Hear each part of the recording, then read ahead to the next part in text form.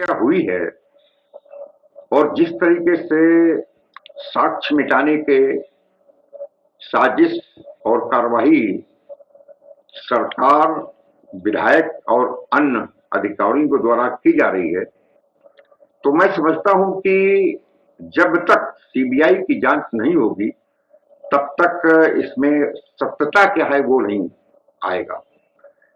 इसको अगर आप शुरुआत से देखें, 3 दिन 4 दिन उसकी रिपोर्ट नहीं लिखी जाती है, पटवारी की जिम्मेदारी की। दूसरा, वो जो पुलकित आर्या वो रिपोर्ट लिखाता है कि गुम है, और उसके पहले वो हत्या कर देता है।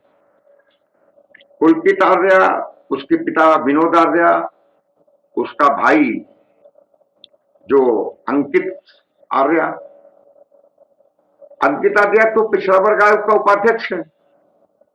पुलकित आर्या दर्जाधारी मंत्री रहे हैं, और जितने भी नेता हैं बीजेपी के, सबके साथ उसकी फोटो है।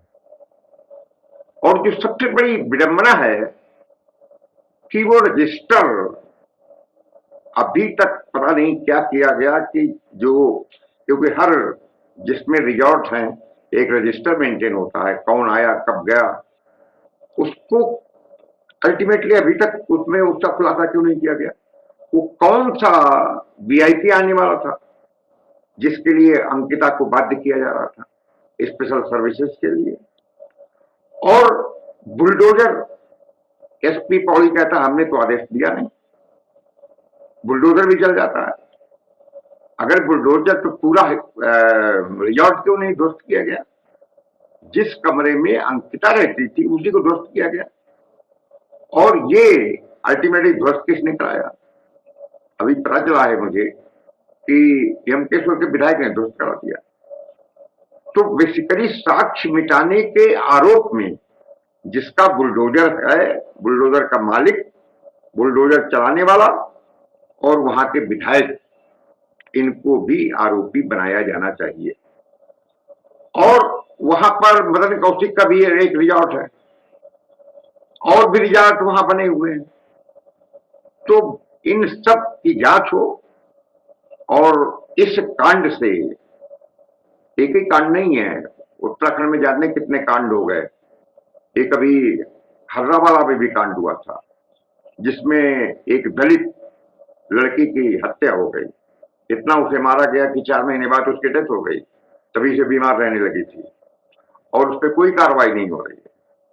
इसी तरीके से और घटनाएं हुई हैं। अभी कुछ महिलाएं पहाड़ की ओर भी गायब हैं। तो बेसिकली क्या है कि बीजेपी और आरएसएस का चाल चरित्र और चेहरा इस घटना से उजागर हुआ है। और अभी तक एसआईटी क्या करेगी और एजेंसी क्या करेंगी? क्योंकि वो तो सब सरकार के अधीन है।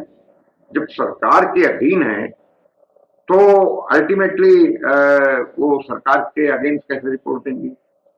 इसी वजह से जरूरी हो गया है कि सीबीआई की जांच हो, और जिन जिन लोगों की संलिप्तता है, पुलकित आर्या में जिन जिन सफेद पोषों के मोबाइल नंबर हैं, हो सकता है वहां जाया करते हो, उसकी कार्ड डिटेल निकाल करके कौन कौन लोग वहां पर गए जब से रिजॉर्ट बना। क्योंकि ये धंधा केवल उस दिन का नहीं होगा, ये धंधा वहां इसी धंधे के लिए खोली गई होगी, रिजॉर्ट खोला गया होगा।